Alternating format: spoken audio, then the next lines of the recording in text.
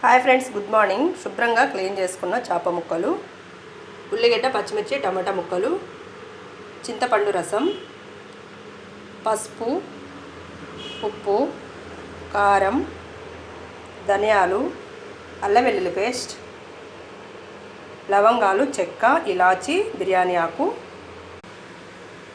2 రెమ్మల కరివేపాకు. ముందుగా ధనియాలు వేసుకుందాము. ధనియాలు, ఇలాచి, లవంగాలు వేసుకోవాలి.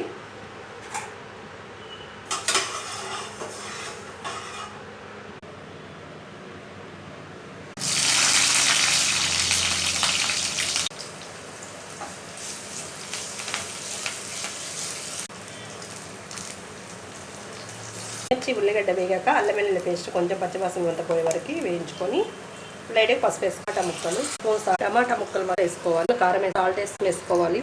వేపుకున్న